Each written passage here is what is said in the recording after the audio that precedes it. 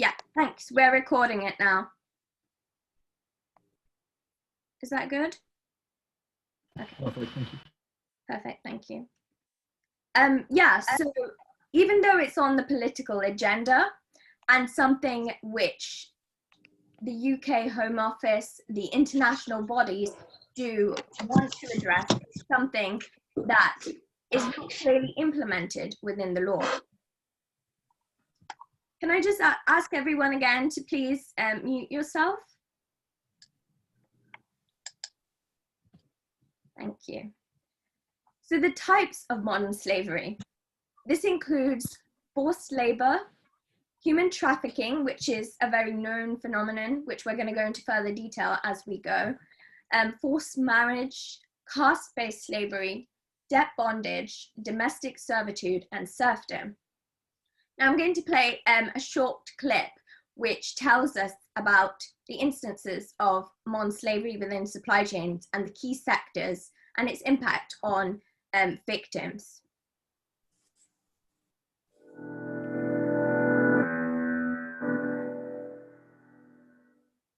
Tick if the following apply to you.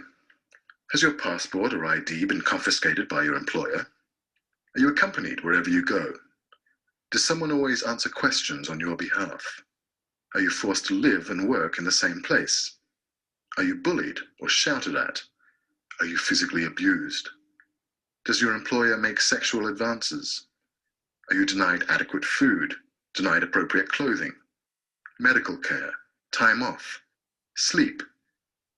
Do your wages go to repaying an impossibly large debt? If you answered yes to some or all of these questions, you may be one of a not-so-exclusive club. You're a slave. No one knows exactly how many slaves there are today, but a global slavery index by Walk Free Foundation puts the figure at around 30 million. The scourge exists in every country, but 10 nations alone account for 3/4 of the world's slaves. Almost half are in India, where slavery ranges from bonded labor in garment factories to commercial sex exploitation.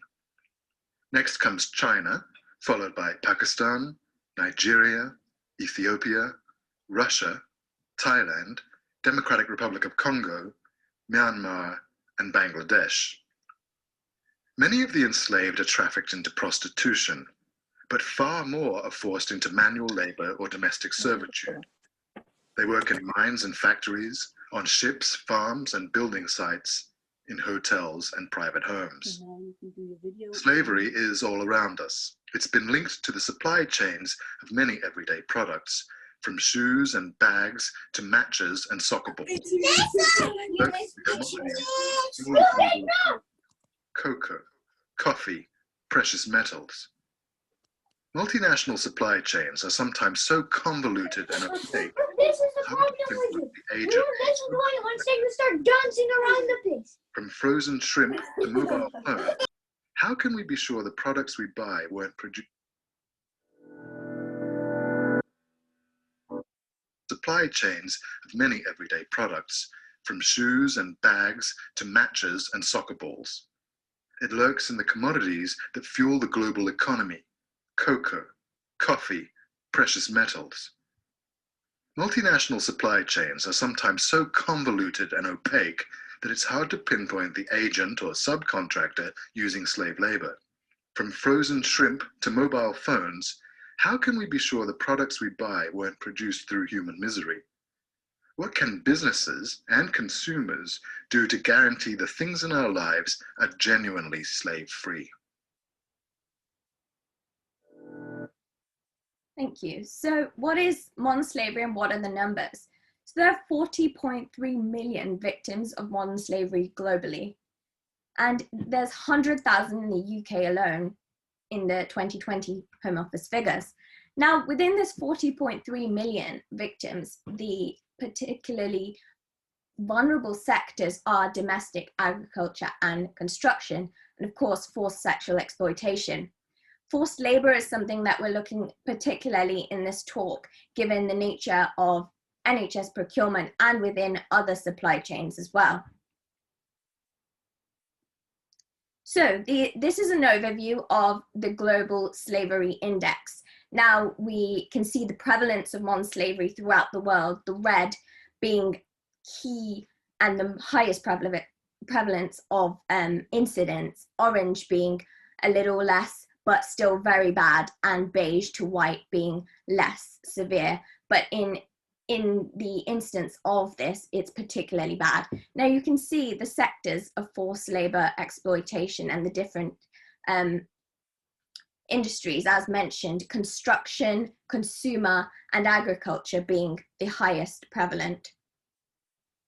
Now the Home Office has implemented the Modern Slavery Act, which I'm going to go into further in this talk, particularly to try to combat modern slavery, the key indicators, and to look at what industries we can actually aim to identify this. Now, this is the position given by Home Office in 2014. This was before the actual legislation came into force. So some of the figures are not the current figures. As I've said, 40.3 million is the global incidence. However, the global incidence, and 100,000 within the UK. So this is the key of what is the problem, where is it, and what industries are affected.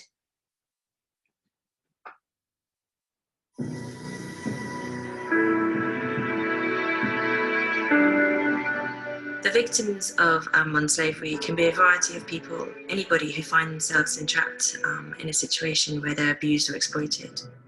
The majority of the cases have been people who've been trafficked from overseas across state borders into the UK, although there are a number of victims who are trafficked within the UK. Let's not forget the Oxford and Rochdale cases, which involved British homegrown girls being trafficked within the United Kingdom for sexual exploitation.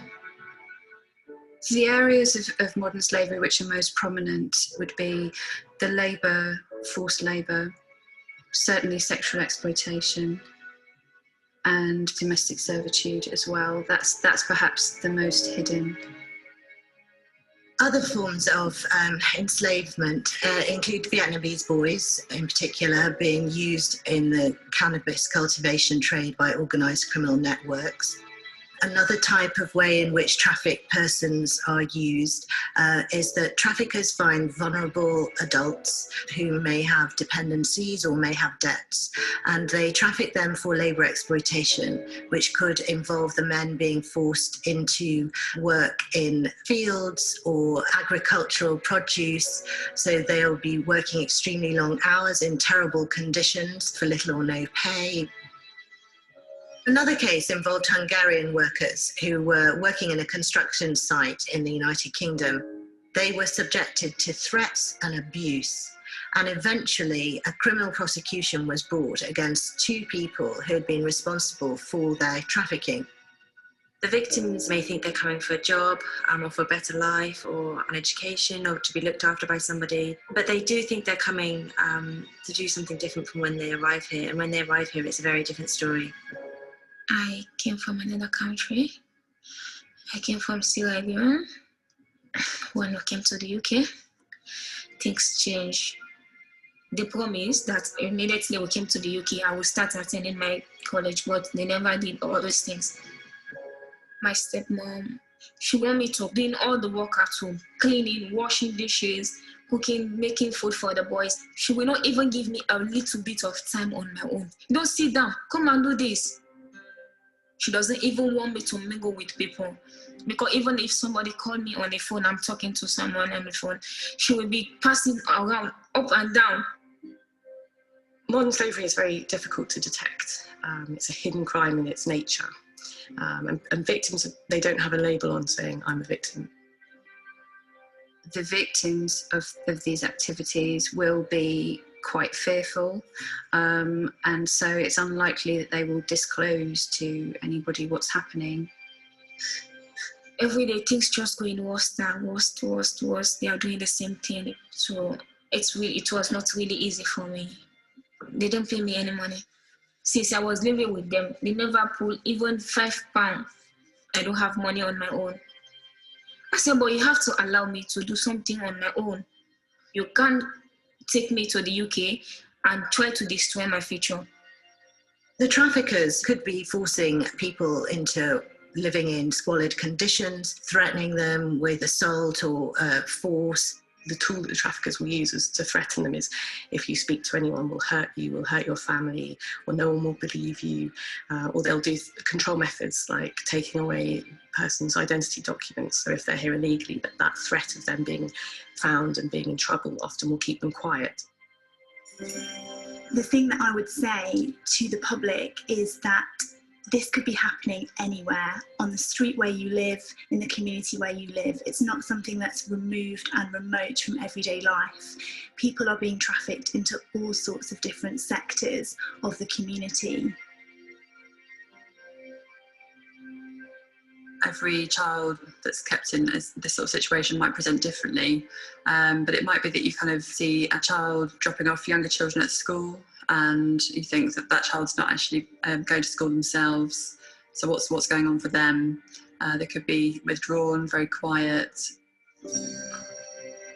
I'm taking the boys to school. One of their teachers, I was explaining, it's too difficult for me alone. I'm the one who is feeding them, doing everything for them. Then she asked me, why are you not going to the college? You don't want to attend any college? I said, I want to. I said, but they don't give me a chance. I explained to her everything that is going on as well. So they called some police people to help me out of the place so that I'll be able to do something for myself. There is a responsibility on all of us as individuals to be looking out for potential victims. I think if you think there's something to make you concerned, then it probably is something, and it's worth reporting that because you might have a piece of information that fits into a bigger part of the jigsaw. The public can do their bit in terms of spotting signs, but ultimately it's the professionals on the front line, the police, social workers, immigration, health workers, education, who have the tools and the training and the knowledge to be aware and just be sensitive to the fact that modern slavery exists in a variety of different settings. There is a modern slavery helpline that can be contacted by any member of the public. It can also be contacted by professionals. Our practitioners can help people think about what they've seen. They can ask the types of questions that might shed more light on what they've seen. It's not just about assisting the police to track down the traffickers and the criminals who are operating this crime. It's also a means of getting that individual access to specialist support services such as medical advice and legal representation, but it also includes psychological support to help victims rebuild their lives, rebuild trust and confidence in themselves.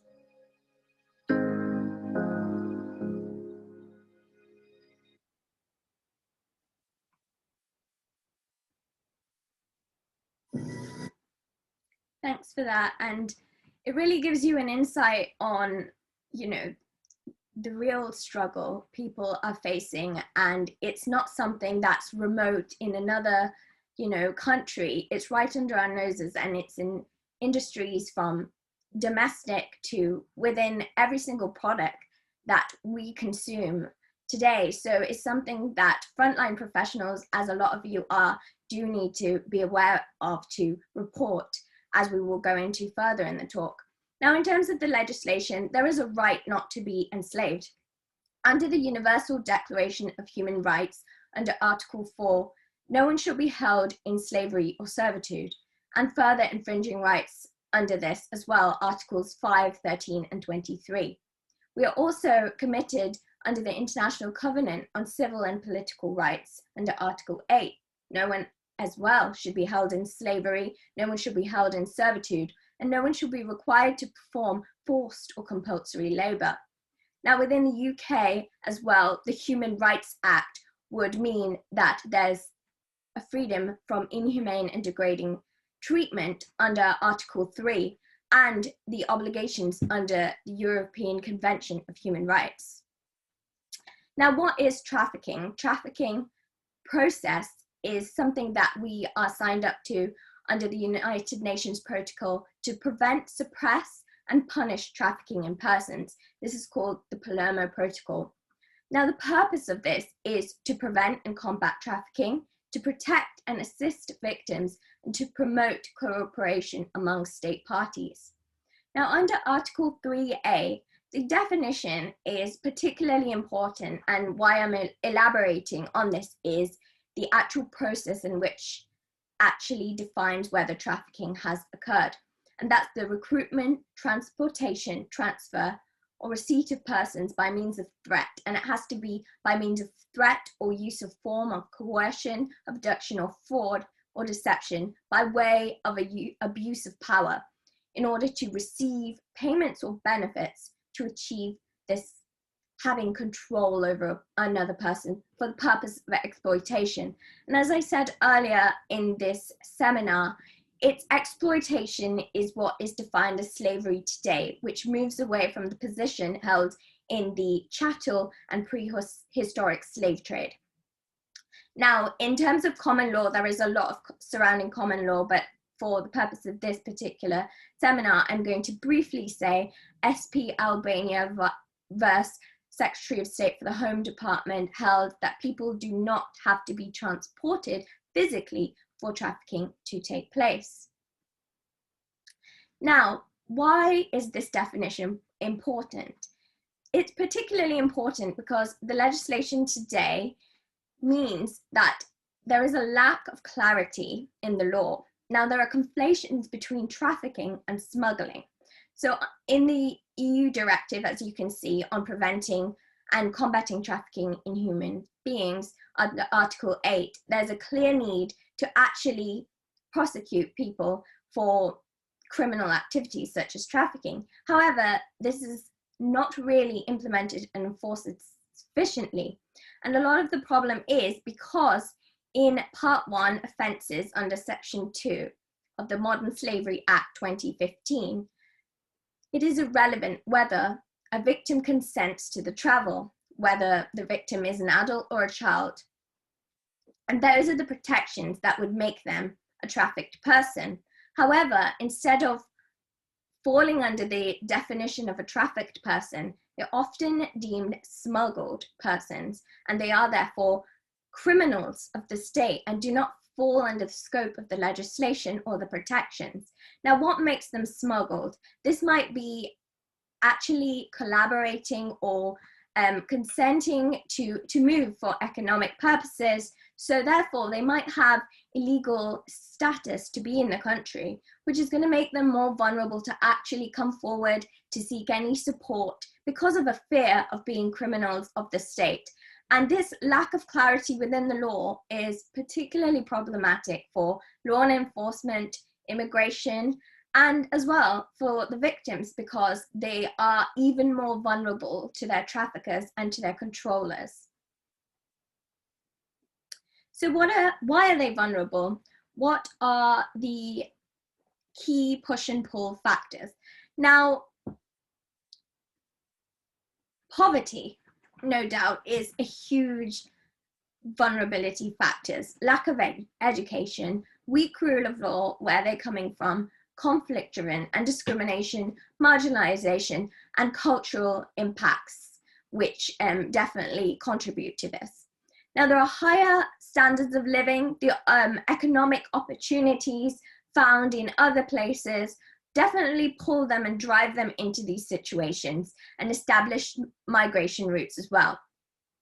Now, the process of human trafficking and its causes, as I mentioned, which is identified and outlined within the Palermo Protocol. This goes to the recruitment, travel and transport, exploitation, and then we go into potential detention and re-trafficking phases. So when someone is found to be illegally in this country, they might be subject to immigration detention, held in horrifying conditions in these with a lack of protection to their rights. And they also face vulnerabilities to be re-trafficked. And then further, actually coming out of that chain, will they be reintegrated, and how will they be reintegrated? And the kind of stigmas that will come into play there. And obviously the health situation, which they're now going to be facing, having experienced such forms of abuse and exploitation.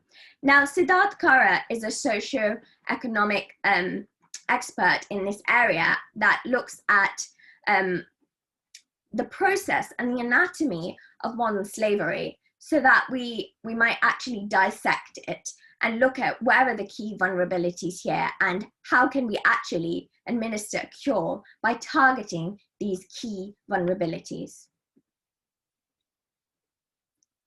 So exploitation often occurs within business supply chains. So there are risks within a journey of a supply chain, which goes from a product, from input to production, distribution to logistics, and even through consumption.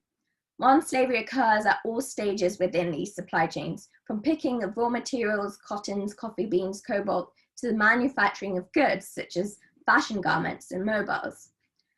And here particularly, we're going to look at NHS supply chains. So from the coffee that you bought this morning, to the clothes you're wearing right now, and the technology that you're using, had they somehow all been supplied through modern slavery? So the legislation in the UK, we have enacted the UK Modern Slavery Act in 2015, which was designed to tackle slavery and human trafficking, giving law enforcement tools to fight it and to ensure perpetrators receive suitably severe punishments and enhance support and protection for victims. Now, the requirement under Section 54 requires commercial organizations to produce a modern slavery statement every year to say exploitation is not occurring within our supply chains. So they would have to provide evidence of suppliers, goods, manufacturers within their supply chain. And the statement needs to be provided publicly within their website. An example of what may be included, and I highlight may because at present this is a guideline as opposed to a mandatory obligation, which is problematic because companies then don't actually think there are enough sanctions or measures to actually go and do it properly. So though that the legislation is in place, the enforcement is questionable, and that is the problem in actually being effective. So what are the problems? As we've said, there's not enough sanctions in place. Even though there are civil penalties, injunctions might be able to be raised, this is not sufficient for actually making an effective means. And at present, it applies to commercial organizations. However, from 2021, so going forward in the new year, the scope of this legislation is going to be extended. So this will be a good thing for actually meaningful reporting and due diligence. So mandatory human rights due diligence. And the scope of Section 54, all sections would become mandatory. And this will include extending not just to private organizations, but to public sector organizations such as the NHS as well, which turn over more than 36 million, to include this report. Even though organizations such as this might already publish a report, it needs to be done to a sufficient measure. And the enforcement is going to be more severe. So new civil penalties for non-compliance, and new online government-run registry for statements. And there will be a publicly disclosed list for any non-compliant companies, which is a definite push towards making people comply and companies report effectively. So the next part of the session will be Professor Mahmood Bhutta on case studies of NHS supply chains. So I'm going to pass it over now to Mahmood. Thank you so much. Thank you. So yeah, as we've already heard some of the examples of what modern slavery is, I'm going to now just talk about some of my own experiences. So I'm a surgeon working in the NHS. I'm an ear, nose and throat surgeon, and this is something that I've become involved with almost by mistake as a result of coming across some of these issues, first of all, in Pakistan. So let me just start by sharing my screen. Sorry, again, if people can please mute their microphones. I think we're having problems in controlling the microphones centrally. That'd be great. Thank you.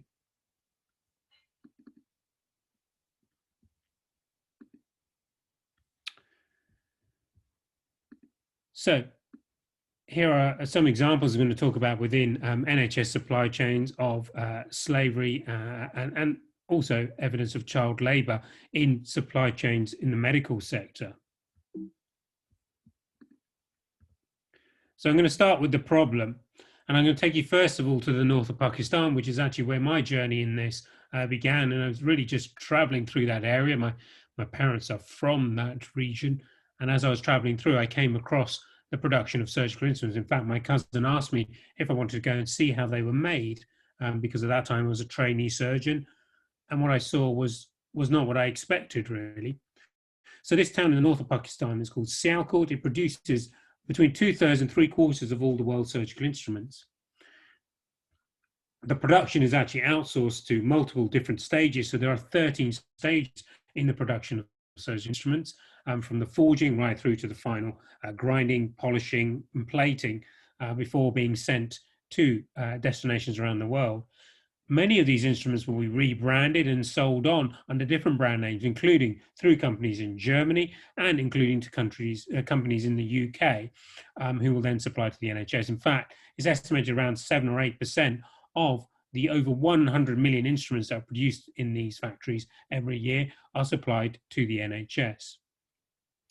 Now, the problem is that often the production is outsourced to tiny little workshops, with the final finishing happening in factories, and people in these workshops are paid a piece rate. They will be paid for the work they do, and typically they'll be paid between $1 and $2 a day, which by Pakistan's own standards is insufficient a wage. So sometimes they will borrow money because they will run into problems when they're ill. They might have unexpected healthcare costs, and they become indebted to the owner of the workshop in many instances. Workshop owners are variable, but in the worst instances that I've heard of, there have been people who are so indebted that the worker has been chained inside the factory to make sure that they do not leave. There are also reports of workers being beaten with sticks if they talk and don't get on with their work. There's also issues of health and safety. People are working on big machines such as grinding wheels, and it's not unusual for people to get injuries, sometimes minor, sometimes more severe. Sometimes digits are lost or flattened, sometimes entire arms are torn off. And where there is no social security, that usually means serious consequences for a family, including death of the family. There's also other products such as toxic chemicals that people might dip their hands into, and it includes other medical products such as laryngoscope blades that anaesthetists might use to put people to sleep. It includes electrocautery products that, again, we might use in surgery. At the last estimate of the workforce, there were 50,000 labourers working in this industry, but of those, a significant proportion were children. So again, this is usually a product of debt that's owed by the worker, the father, who will send their oldest son to work.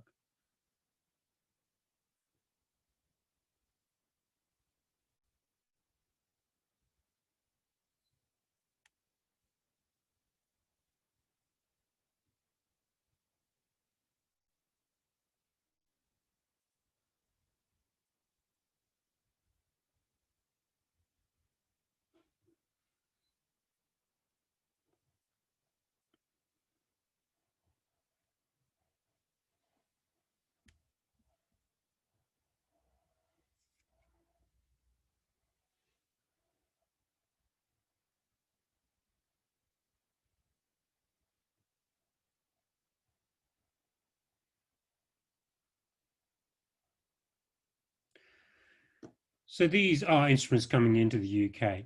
There's no doubt about that. The average age of a child starting to work in this industry is 12, but I have seen children as young as 7 working on machines they really should not be working on. We've interviewed some of these children and they describe musculoskeletal pain, and they're not very happy. They want to go to school. They want to play cricket in the streets. They don't want to do this work. The issue of child labour is always a motive, but it is always a symptom of a wider problem with respect for workers. I'd like to tell you that was the only issue that we've come across within the NHS, but in fact, there's been other examples, and the most prominent example in recent years has been that of the production of gloves. Now, at least 2/3 of the world's gloves are produced in Malaysia, and the biggest section of gloves production is for the medical sector. And as you can imagine, during the current pandemic, that has increased many-fold. So let me take you to Malaysia. This was an issue that we raised concerns about in 2016. In fact, I wrote this report that highlighted that there have been some concerns about migrant workers working in these factories. In fact, this is modern slavery. It was really only in 2018 when it was picked up by the media, because there were further concerns raised, that this issue really got to the fore. So let me just tell you about production. So this is a particular company called Top Glove. Now, Top Glove is actually the world's largest manufacturer of gloves. Again, many of their gloves are rebranded and sold under different names, and these are coming to the NHS, as well as to 150 countries around the world. Now, if you look at the images, everything seems okay. This is a factory, it seems clean, everything's working well. However, it is when you go behind the scenes that the realities start to become apparent. So just about all the workers on the shop floor, if you like, are migrant workers. They have come from abroad, from countries such as Nepal, Myanmar, Vietnam, Bangladesh. The recruitment process is such that they are given this opportunity. There are adverts. This is an example of an advert in Nepal inviting workers to come and work in a glove factory in Malaysia. And there'll be these golden ticket where you will be paid well and you will get lots of opportunity. There are Nepalese people who have sold land for this opportunity, because despite this advert saying everything is free, in fact, there is usually quite a large fee associated with all the costs of coming here. So people will sell land, they will borrow money. Typically in Nepal, people will borrow $1,000 US, which is quite a lot of money for someone in Nepal.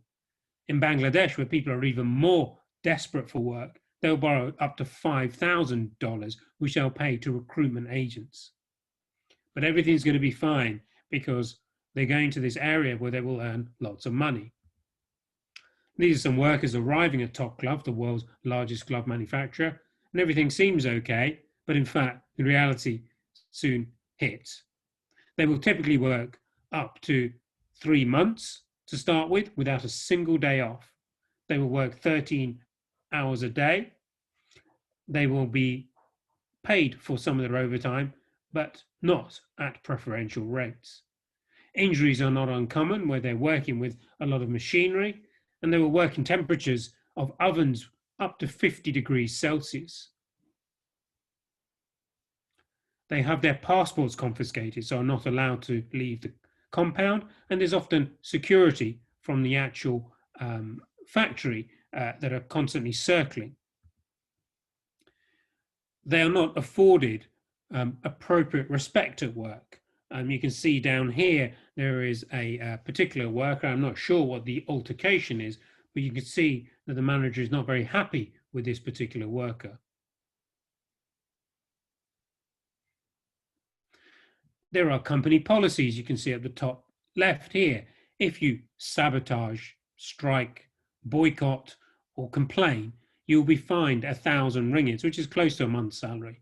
If you do that a second time, you will definitely forfeit a month's salary. And if you do it a third time, you'll be sent home without any compensation, and the big fee that you've paid, which you are never going to pay off, will be there.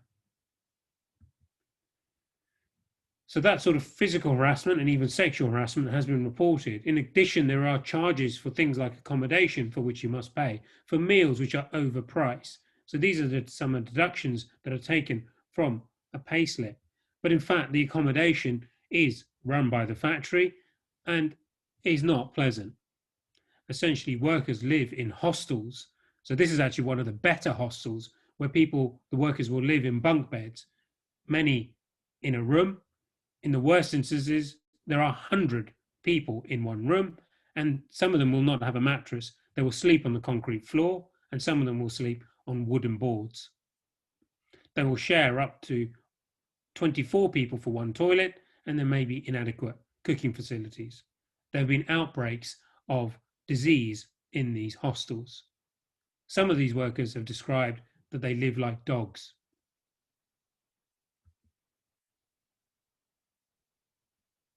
I'd like to tell you that it's Just Stop Glove, the world's largest manufacturer of gloves, which, by the way, has been supplying the NHS, but actually this problem is endemic within Malaysia.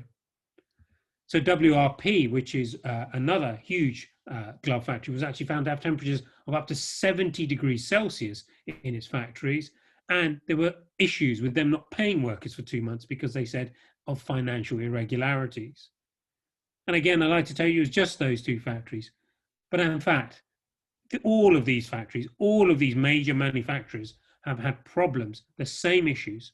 Passports are confiscated, workers pay ridiculous recruitment fees and feel imprisoned in horrendous working conditions. In fact, some of these companies are far worse than Top Glove conditions that I've just shown you. The abuse of migrant workers in the Malaysian glove industry, those gloves going all over the world, including almost all the gloves we buy in the UK, the abuse of workers, modern slavery, is endemic within this sector. It's also a problem within other sectors. So even the harvesting of latex for those that are producing latex gloves, again, there's been the use of migrant workers reported by an NGO there called Danwatch. The same problems with abuse of migrant workers, even in the packaging of the gloves in cardboard boxes. This printing company within Malaysia was found to be abusing migrant workers in conditions of slavery. And it's other rubber products which are also made in Malaysia. This is a company called Carex, where it's reported that the same issues, passports confiscated, migrant workers working under horrendous working conditions in these factories. And this is the world's largest condom manufacturer, again, making for brand names you will definitely have heard of. It is all outsourced production with nobody really caring about the workers involved. So I'd like to take you now to think about masks, which has obviously become a topical issue. But again, there have been concerns about masks for some time. So a lot of masks are made in China, but some are also made in Mexico. So let me first of all take you to Mexico, where actually I reported some concerns about the production of masks in 2010. This was a factory in Mexico, and actually you can see the filters are being produced on a machine, but the actual finishing of the mask, the construction of it, is now outsourced to home workers. And these home workers will come, they will pick up all the components of the mask and take it back to their homes. And here is one of those home workers. So we're going into the home now here of Miguel. Now Miguel used to work in the factory, but no longer does. And he will typically thread up to 3,000 masks a week. Again, he gets paid a piece rate. He only gets paid for the masks that he threads. And the reason for this is because, of course, it's cheaper. If you employ someone, you have to pay them things like social security benefit, pensions, sick pay. And the factory owner actually in Mexico seemed a good, honest, decent guy. But he said, look, the price competition is so high, I can't afford to keep these workers in my factory. So what happens when Miguel falls ill? Well, they're not going to get paid. So then the children will come and pick up and help out with the work. And then, let me take you to China. Now, it's very difficult to understand what problems occur in China because it tends to be rather closed. But China is a country with concerns about labour rights abuse more broadly. And this has unfortunately been found to be the case for some masks. So these masks are produced in Xinjiang province by forced Uyghur labour. The Uyghurs are a particular group who have been re-educated through a program of the Chinese state. They are producing masks in this province as a result of being effectively forced to work in these factories as part of their cultural modernization. They must learn Mandarin Chinese, and they must have flag raising ceremonies every day. This is, by all accounts, a cultural genocide, and being funded by us because some of these masks have been traced to come into the NHS. Let me take you to another area in China. So this is an area in China on the border with North Korea. And just a few weeks ago, we had a report in The Guardian showing that these gowns were being produced actually using forced labor from North Korea. So these North Korean workers will be sent over the border to work in these factories, where they will again work very long hours. They are not allowed to leave the factory compound, and between 70 and 100% of their salary is sent to the Korean state. These gowns were again traced to be coming into the UK. So the scale of these issues is difficult to fully understand, but we've tried to. And if you look around a storeroom within a hospital, it's very easy to understand that actually a lot of our products are produced, assembled, made in all of these various countries. And of course, there's nothing wrong with that in principle, but for me, it is wrong if we're not protecting those workers who are making these goods for us. So we've tried to undertake some analysis of what the risk in this supply chain may be, because actually there's a lack of transparency. We don't know where the majority of our products are made. And that's the first step, is transparency in understanding this risk. So we looked at two data sources, really. First of all, a region in the southeast of Norway, which I work with closely, asked all of their suppliers to provide data on where their products were being made. So that was over 29,000 health items that they were purchasing. And then we also did our own audit in Cambridge University hospitals of 100 items of the highest spend, together with a medical student who was working with me. And we tried to trace if we could find out where those products are being manufactured. And we correlated those to the country of manufacture, a ranking, if you like, of the risk of labour rights abuse, which has been categorised by this organisation, the International Trade Union Confederation. So a rating of 4 or 5 suggests a very serious risk of labour rights abuse, and China and Malaysia fall into 5 and 4 respectively. So when we looked at the data, where we had data available, which certainly wasn't everything, so still a lack of transparency, and in Cambridge we actually had to really seek out these data, we found that around half of all medical products seem to be produced in countries with a high risk of labour rights abuse. So we think this problem is widespread, or at least the risk is widespread. We've also looked at other data sources, so taking those data from Cambridge, we looked at the top 10 spend in the US and where we could find data on approved suppliers, again, for some of these products, such as gloves, syringes, specimen containers, kidney dishes, ECG electrodes. Again, we found that a lot of the products were being produced in countries with a high risk of labour rights abuse. And I suppose there's nothing surprising in that. We've certainly seen that with other high throughput goods, such as agricultural products and textiles. And of course, whenever there is a huge demand for something and low complexity, it tends to be a race to the bottom. The medical sector is one of the largest sectors for buying and purchasing of goods. So perhaps I was naive to this risk. So finally, I'm going to just talk about the solutions. I'd like to tell you that I have all the solutions, but I certainly do not, and this is a work in progress. So this is a group I set up at the British Medical Association called the Medical Fair and Ethical Trade Group, which tries to investigate these sorts of issues. And I've also set up an international working group on ethical public procurement, which includes representatives from Sweden and Norway, who I work with closely, as well as representatives from regions of Spain and Italy. And we're trying to grow this group so that we get more and more coordination. So for me, this is a question of where we can leverage change, and it is about power in the supply chain. So of course, we in the UK, certainly people in healthcare, certainly the taxpayer, are end users. We're buying this product.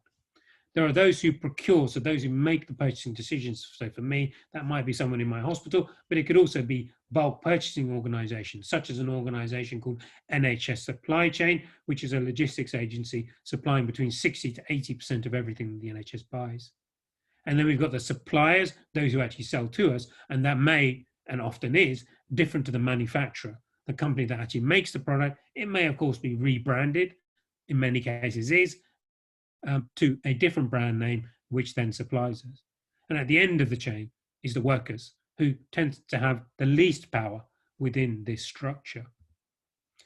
So in terms of end users, we really see people as advocates, and I've been trying to raise this profile of this, hoping that some interested individuals will take up the call to lobby for change, as indeed many others have. Perhaps it's the procurers, those making the purchasing decisions, that also, of course, have some responsibility. And so I've been working with NHS Supply Chain, like I mentioned, this logistics agency that supplies the majority of products to the UK NHS, sorry, England and Wales NHS.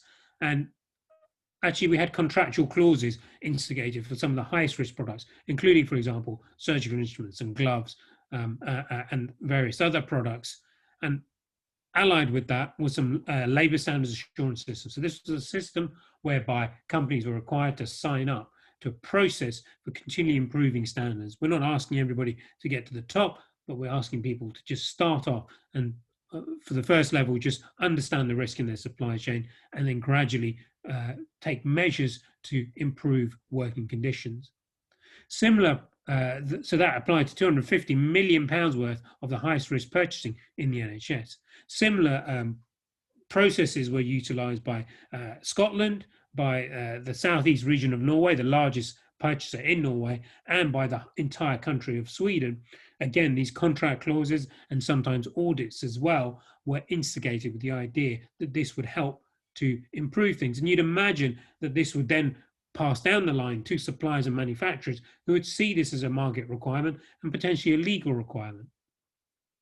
It works sometimes, but it certainly doesn't work all of the time, because the glove suppliers were actually already under contractual obligations to England and Wales, to Scotland, to Norway, to Sweden. Yet the reports in 2018 came out after those contract clauses were in place and were found that endemic labour rights abuse was happening despite these alleged contract clauses, despite the audits that have occurred of these factories. So audits are often faked. People may be coached. So there is a real problem with understanding the realities of what's going on through this just pure regulation without meaningful engagement and meaningful processes to remedy. And ultimately, of course, we're interested in the workers. It is about enabling them to have power, and all of these policies and so on are really worthless if we don't actually achieve that. So some of the things we may think about is about remediation. So where wrongs have occurred, such as recruitment fees, those are repaid. Representation, that means that they have an opportunity to unionize, to fight for their rights and to have a voice. And also, of course, all the other things we might think of, such as decent living wage and decent accommodation and some respect at work, which requires a cultural change, which is certainly not always easy to achieve. There is some work going on. I'm working with a number of different organizations to deconstruct the complexity of this supply chain and try and understand where and how we can engender real change. So I'm going to end with some examples of where things have worked. So some slightly positive examples, I hope. This is back in Pakistan. I went back a few years ago, and this was after some of the contract clauses had been put in place and these obligations. And so it was the UK and Sweden that went to have a look. And what I found was actually in some of those factories, now only some of the factories opened up and said, yes, come and see what we're doing. Now, I'm not naive to the fact that those factories that open up to you are those more likely to be on that pathway. And what we saw in those factories was certainly better. Workers were paid a living wage. They were able to work decent hours, overtime only if they wished and at an enhanced rate. There were some improvements to health and safety, still some work to go, but things were definitely better. But what was most interesting was I interviewed the workers and they said they were much happier at work. They felt respected. They felt that they could speak to their owner. And even better was the factory owner who said, actually, I didn't understand this crazy idea from the West of, that you were going to improve things and that would be a good thing, all these regulations. But he said, once I started to do it, actually my workers became much happier. They worked harder. My reputation grew, and all the best workers in the industry actually want to come and work for me in my factory. And he said he was not going to change things. So I hope that actually in the long term, this is a self-fulfilling prophecy. But very quickly you can go around the corner and these factories, these workshops are not subject to these sorts of regulations, and you see the same issues as before. So we really need this to be ramped up and for this to become universal with a requirement and real processes to protect workers in this supply chain. Now, in the gloves industry, actually the media reports have emboldened workers. They felt some representation. These are some protests happening at two of these factories, WRP and YTY, because the world was looking and the world now understood the situation. Perhaps even greater than that, really, was that the US Customs and Border Protection Agency decided to take some action under the Trump administration. We can argue as the reasons behind this, but they effectively ruled that some of these companies, basically WRP and Top Glove, were producing products under illegal slave labor conditions and banned imports of those products. That sent real ricochets through the Malaysian industry.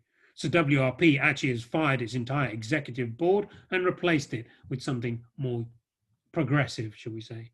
Top Glove has now made, after a long, long time, has made some real changes to the way that they look after their workers. And also what's happened, unfortunately, in just the last few weeks, is that there has been an outbreak of coronavirus within the Top Glove hostels. Fortunately, the majority of workers, and there are thousands who have tested positive, are well. But this is the single largest outbreak in Malaysia and really shed a spotlight on the horrendous working living conditions of these workers. And finally, under public pressure within the country, the Malaysian government, who, to be honest, have been rather standoffish, have finally agreed that this is not an acceptable condition, and in fact have invoked their 1990 law, a law that existed 30 years ago, which states that these living conditions are illegal. So there's hope for the accommodation as well. And there's also remediation. So I have to give the credit to this organization called Impact that I work with. They have been working with glove companies to say, actually, you need to repay these illegal recruitment fees. And to date, we've had huge payouts started to a number of these workers.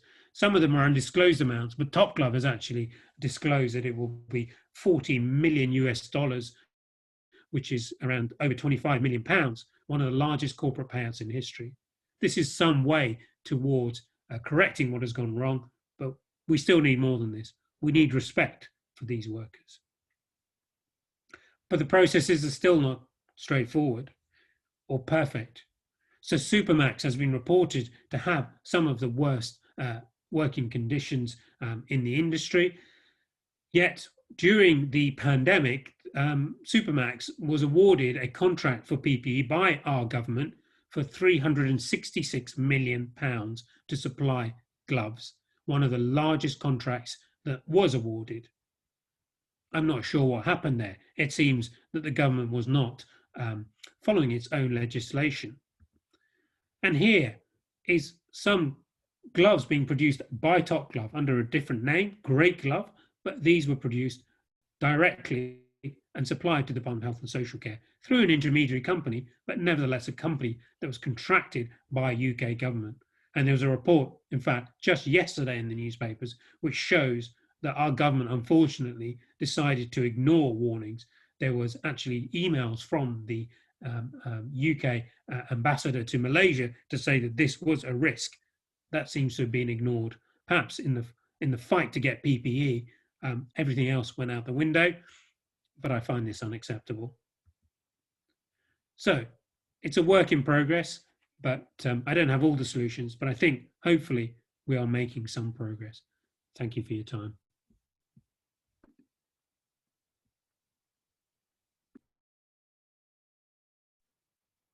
Thank you, Mahmood, for that. That was very insightful and really horrific to see the instances of slavery within NHS supply chains, and very ironic in that these products do aim to help people, but within this supply chain, it's actually putting others at risk as well. So yeah, and so just to go into how to make the NHS more sustainable. So currently, NHS safeguarding procedures is something that's particularly relevant to frontline staff, which a lot of you at this seminar are. And there is the Modern Slavery Human Trafficking Network, which is a network that recognises that safeguarding of potential victims is paramount.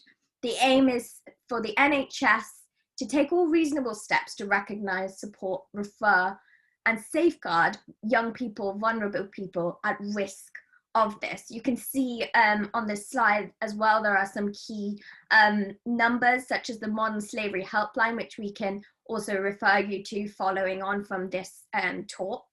But what are the key signs, as Mahmood has already mentioned? Maybe refusal to give their name or contact information, no clear identification documents, appearing malnourished, disheveled, fearful or scared of staff, authorities, or specific individuals, particularly if there is a controller who is not allowing them to come forward, inappropriate clothing, strange behavior, people that maybe translate for them, potentially because they are not from here, although that's not always an indicator. And these are key signs which should raise suspicion. And particularly, this is important as health professionals and people that are first responders to be able to actually say and refer these as key problems. So who should you refer it to? The National Referral Mechanism is the key organisation which deals and identifies, classifies victims as trafficked modern slaves. Essentially, the Modern Slavery Helpline, as I've mentioned, which we can provide further details of the number to call, social care organisations, the police, and legal support. So how do we actually, further to the first instances of where a victim would go, how do they actually advocate for their rights? Is there adequate protection for them? Many instances no, because they have illegal documentation to begin with. Where do they go? And Supply Unchained, so our organisation actually provides free legal support for victims. So you can also refer it to us directly. So other things is to actually share your suspicions with line managers, named doctors, your local CCG, and other social organisations. So this is a video which has been prepared by the NHS on modern slavery awareness.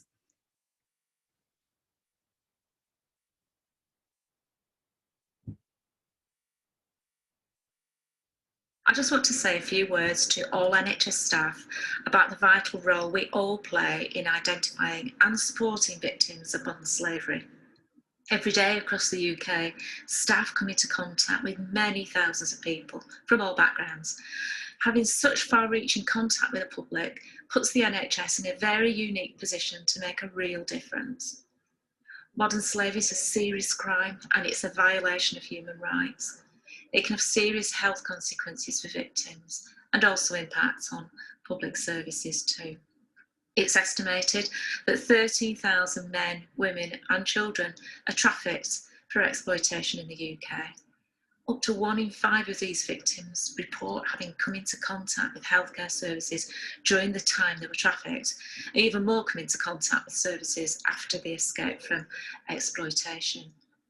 So I hope this short film, made in conjunction with the Independent Anti-Slavery Commissioner, will prompt all staff to start to think about the complex issues and the many varied signs and symptoms of modern slavery, and what to do if we have concerns or suspicions. Modern slavery is everybody's business, and we can all start making a difference today. If you thought modern slavery has nothing to do with your role in A&E, general practice, or midwifery, then think again. it's happening now in all areas of the UK and at all levels of society. Forced and compulsory labour, servitude and human trafficking are fast becoming the most profitable global criminal activity. It's often hidden and the victims are highly controlled. It's cruel and indiscriminate. So whether you're in an NHS hospital, a community setting, employed by a private health organisation, or any department, we all need to help in the fight. There's an army of us in the NHS who can help fight slavery. Staff come into daily contact with a broad range of people from different backgrounds and with different ethnicity. Through good communication and by asking the right questions, it could raise serious concerns that your patient, whether adults or children, may be the victim of modern slavery. Whether you're an administrator, a receptionist, or a clinician working with patients, you may not have realised that the conversation you've just had, or the information you've just received, may have great value in protecting the victim and identifying those responsible. Do you know what to look for and what to do? As professionals, it's our responsibility to be aware of the signs and symptoms of modern slavery, to know what to do and how to report any concerns. The Modern Slavery Act reinforces this. Many organisations are creating guidance and developing training materials to help you spot the signs, help identify potential victims, and understand the gravity of the crime. So keep your eyes open during your day-to-day routine and listen to your professional curiosity. Familiarise yourself with the materials and processes available to you. Know where to get guidance, and if something looks unusual, stop and consult. Don't let the opportunity pass. If you're thinking this doesn't relate to me or my job, you're wrong. Every one of us has a responsibility to read the signs, report and share information. That's NHS staff like me and me and me. We're all busy. But be curious. Our professional curiosity can stop the misery and literally save lives. Look again and together. Let's help to stop to modern slavery.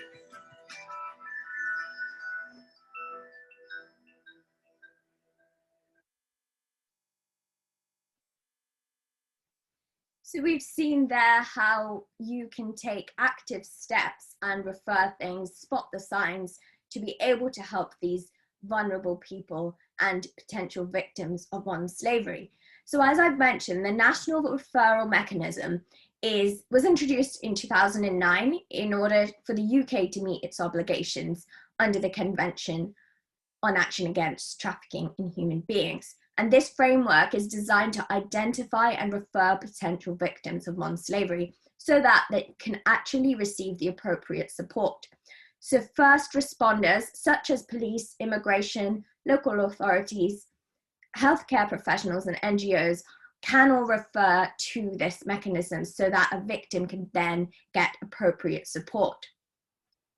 Now, it is somewhat difficult because of the position at law, as I'd mentioned earlier, where there are conflations between trafficking and smuggling, which can be problematic in actually defining a person as trafficked and therefore not getting the adequate protections that they need under the National Referral Mechanism and being subject to prosecution by the Crown Prosecution Service. So there is a lot of scope for improvement and reform of the legislation to actually be able to sufficiently implement this into practice and not make these victims more go through more hardship than they've already been, and having gone through exploitation and the various things that they've already done, and to actually be able to contest for their rights.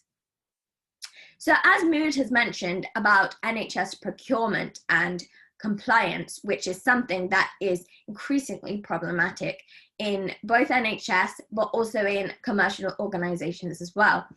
Now, under the Modern Slavery Act, under Section 54, as I mentioned earlier in the legislation part of the talk, I introduced the concept that companies that turn over more than 36 million have to produce an annual compliance statement. And from 2021, public sector organizations also have to do so. Now, I've given you a brief summary of actually what is contained in the NHS Procurement and Supply Chain Statement. Now, it looks great that they've actually put out a statement, it's published on the website, but what are the problems with this? How effective actually is it? Now, the key things that are problematic doesn't refer to any specific requirements under the Section 54 of the Modern Slavery Act, looking at measures such as due diligence, risk assessments, which are actually outlined. There are no clear metrics of how this is assessed. If you look into the statements which are made, they generally talk about aims of the NHS, but don't actually consider any data to consider active steps taken, and does not clearly outline what training staff have received in terms of perhaps safeguarding as one measure, and in the procurement of actual medical products, as Mahmood mentioned earlier, and further whether this has actually been implemented at all levels to staff at different levels.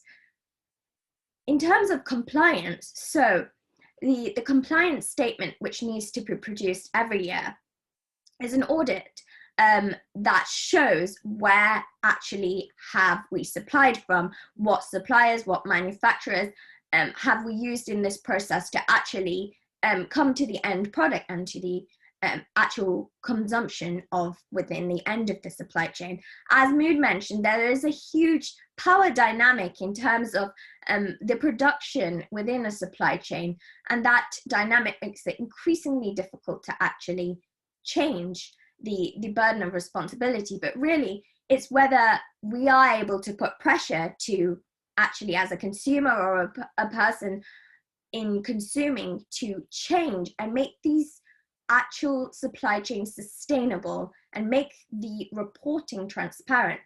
Now, how do you think we'll be able to do this? And a lot of ways in which we are working towards it in Supply Unchained, and the change in the use of technology is a huge way in which to actually say this is transparent. Now, business compliance under the law. Under Section 54, as we've said, there's a requirement under both private and, from 2021, public organizations to do so. Now, 90.7% of companies failed to meet the minimum requirements in 2019, and over 70% failed in 2020. Now, the Modern Slavery Registry provides a comprehensive comparison of statements which are currently submitted, with key areas assessing compliance, including the company's structure, what are the policies, what are the due diligence processes, the risk assessment tools, and the training. Now, this is not working sufficiently, as we've mentioned, because there's a lack of enforcement. The sanctions for non-compliance aren't sufficient yet, but the increase from 2021 will see a rise in civil penalties by the Secretary of State, unlimited fines, injunctions to comply, and being named on a publicly disclosed list. And for a lot of these suppliers, especially in private sector organizations, but also the suppliers which supply the NHS as well, to be disclosed on this will mean whether that business will actually be sustainable going forward if, you know, they're going to have a lot of brand reputation from not complying. Now, the Modern Slavery Registry states that there are 17,478 UK registered companies in 2020 required to produce this statement. Now, that's in the UK alone. The Australian Modern Slavery Act and the Californian Transparency in Supply Chains Act operate in a similar fashion. So we do see something which is fairly new in the law, but has a lot of scope for improvement. Now, what are the tools that we can use to actually map increase transparency and traceability. And a lot of what is being expanded on and growing as an industry at the minute is supply chain analytics, which looks at the supply chain itself and increases transparency by way of the use of blockchain, artificial intelligence, and big data to actually map out this supply chain and record what are the suppliers from input to audit, and setting clear standards for these suppliers within the region, because basically a company that turns over more than 36 million per year would actually be responsible for everything in their supply chain itself. And I'm just going to provide an example for you of Nike.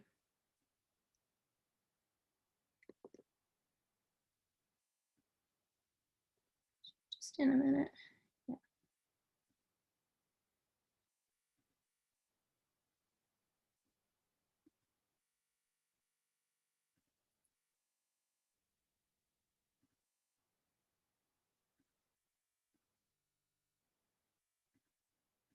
Now, this is an example of the manufacturer, Nike. So Nike, if we look at China over here, this is an example of an audit, a supply chain map. And if I click on a region in China, I can then look at all of the key factories, and I can then export this data. And I can see exactly what are all of the factories, what kind of product type, apparel, equipment, where is the supplier group, where is the address of this, and I can get more of an understanding of, you know, how many are, what are the total workers, the female workers percentage, and I can definitely look into more in terms of transparency. However, this is definitely something which no doubt has a long way to go. And the Nike example which I showed is a step in the right direction, but there is a need for more comprehensive visibility of where they've gone, but also what are the metrics we need to actually map this against. For example, the International Labour Organization indicators and the Modern Slavery Act itself, to be able to say this is meaningful, and what steps are they then taking from the data they've used to be able to make it more of a sustainable supply chain, which doesn't allow for modern slavery to occur. So the G20 proposals, this is, as the G20 is an establishment that we can look to promote among states, promote establishment of maybe binding legislation at national level while ensuring international alignment. Encouraging the G20 to promote international alignment of national due diligence legislation by establishing a working group. These are steps that can be taken at the international level and further coming down to member states to actually implement, support and set country engagement on internationally sustainability standards, and encourage G20 members to establish individual national legislation on legally enforceable due diligence requirements, even though we know that the UK has the Modern Slavery Act and the US and Australia, and things are still developing globally and have a long way to go. So setting key regulations on what this should entail and pressurizing this would be a key way to do so.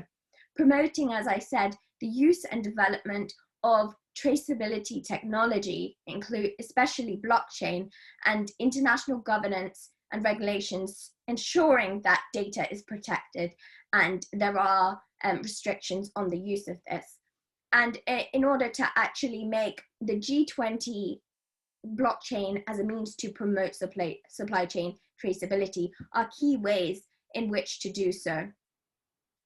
So further to our talk and everything that we've discussed in terms of compliance, legislation, training, as you're all attending today, I'm going to tell you a little bit about Supply Unchained. So as I mentioned, we are a certified social enterprise and a member of Social Enterprise UK.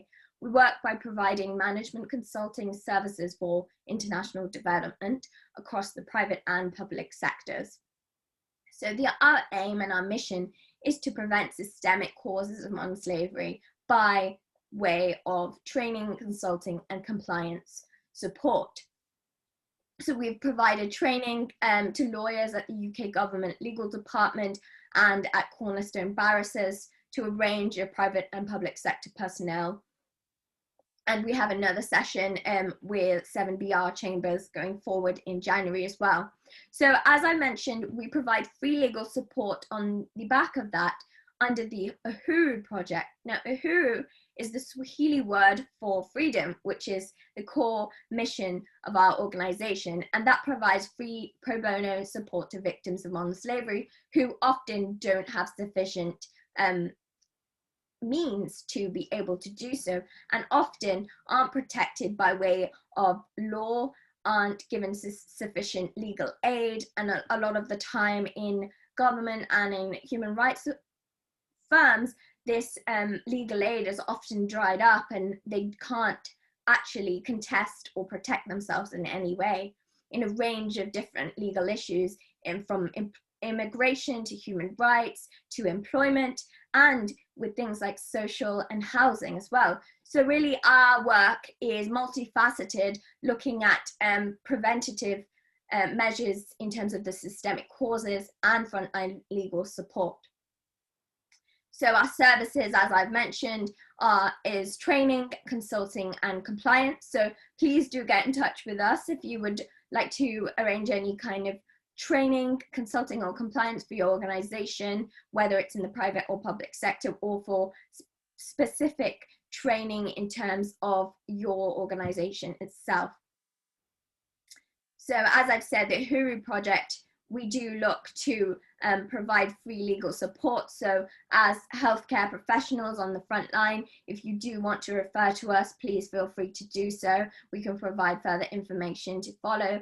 But yes, so in terms of instructing us, you are not only training your staff, helping in terms of the actual supply chain, which we do in terms of the training and consulting, identifying risks, policies, governance within an organization, but also in terms of this compliance work, we look at your annual compliance statement. We use tech capability to identify and track and trace the supply chain, to use that back-end data to actually come up with meaningful advice for you.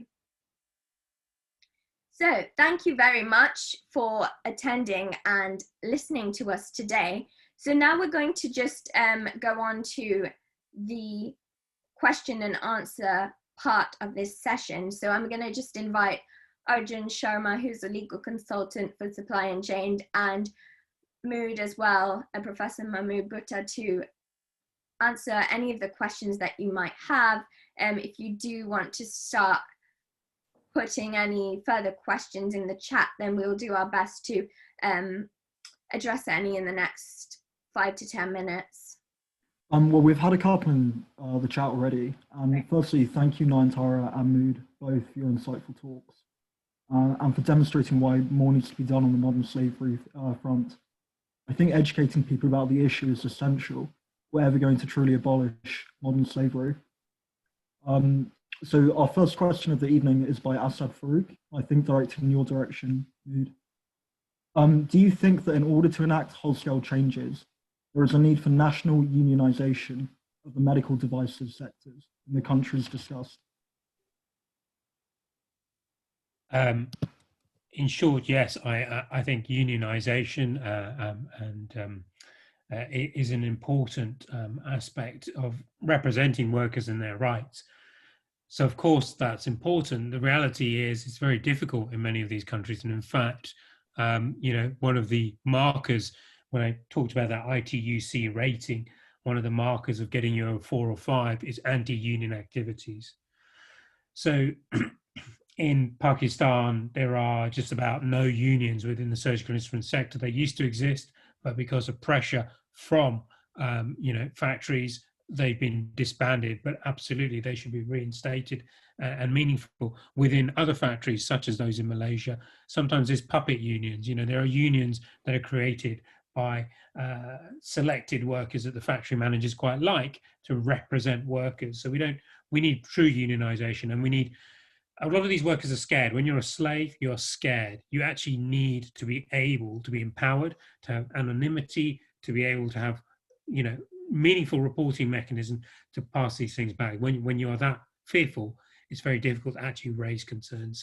So absolutely, but it will take a long time to get there, I'm afraid. Hopefully not with some of the changes that are happening. Yeah, as you mentioned, some trade unions are actually quite draconian, especially like in the Vietnamese fashion industry. They're more like authoritative symbols that repress people, as opposed to the kind of unions we have here. So it's a bit harder, but I think unionization is always a good, end result if the legislation moves that way. I think again, Mood, regarding PPE procurement and regulation. Firstly, whether declaring country production is required as a term of business by Kate Larson. So there has been no requirement for country of production to be declared for anything. So Norway actually requested that information from its suppliers and got a response from around half of them. But in the UK, there is no requirement for that. Maybe with the Modern Slavery Act coming into force, you will have to have a bit more transparency in your supply chain. And often it's hidden behind commercial sensitivity. So the map you showed me, Nayantara, of Nike is quite interesting because it's open. This is a major corporation saying, you can see, anyone can see where we're producing our things. This is what a lot of companies say, no, we're not going to tell you. It's corporate sensitivity. And I think we need to move beyond that, because unless we can understand the risk, it's very difficult for us to deal with it. Now, the US actually does have some slightly different legislation. That's about imports. So the FDA actually has a publicly searchable database. So we've publicly searched that of imports and exports coming in. And there you can see company names and sources. But in the UK, we don't have that requirement. Well, you'd think they might want to put that in at some point. I think further on that process side, Kay Larson again asked whether you could describe the auditing process, I believe, between the manufacturer and supplier stage. I've conducted and managed many, and I'm curious about the standard in the auditing process. Yeah, sure. I mean, I've read some of the audits. I haven't read all of them. So, I mean, obviously there are good audits, there are bad audits, I'll be honest. I think, and the audit in itself is, of course, not the solution. The solution is what you find from the audit and what processes need to be put in place. So some audits will cover things like how many fire doors are there, what do people get paid, what are their working hours? And actually what you need is a bit of a deeper audit, which is actually where you get real meaningful interviews with workers away from their workplace, where they're not coached, where we start to understand the culture. I think the issue I have with a lot of audits is it's process driven. So there are things that we are measuring and we tick the box, when actually what most of us value at work is a culture where we are respected. If I'm respected, I actually tend to work quite hard and probably work too many hours myself, but actually being respected at work is far more important. And we don't measure that through just auditing by itself. And the problem is as well with the auditing approach, and I don't mean to be derogatory towards Kate, I'm sure she's worked on some excellent audits, but companies are often tasked with performing the audit. And what are they going to do? They're going to choose an auditing company that's going to give them a nice audit.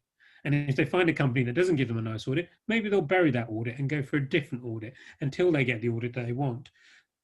We also know that there's lots of coaching. So an audit of audits by impact, this organization I've mentioned, show that 80% of audits in China were faked. So unless they're meaningful audits, and more than that they are then followed up with processes for change, auditing by itself is insufficient. Especially in regions like Xinjiang, the Uyghur Autonomous Region, because you can't get access to the real facilities, as you said. Yeah. A lot of simulations and everything. A bit like the exercises in the re-education camps. So getting access in the first place is a major barrier. Yeah. So it comes back to the first question, which is about transparency. But sorry, Nayantara, you were going to talk about that perhaps. No. by all means, I was just going to go into further what you were saying, really, the requirements and whether that's meaningful, because, you know, when the auditors go in, it's whether they are being told to say certain things and they're more at risk then, and whether the actual auditors and whether they're actually coming up with the information they want you to hear or the actual one. So it's whether we can use the use of tech, of actually maybe going in, using people that can say, these are the key indicators which we are mapping. So perhaps if there's been deception, what kind of standards, what kind of working hours, what kind of abuses they're facing, and making that more adaptable. So actually using these kind of interviews that can then be mapped into it. But it's definitely a huge challenge, because you don't know really what kind of pressures they are and then what you can then use to get effective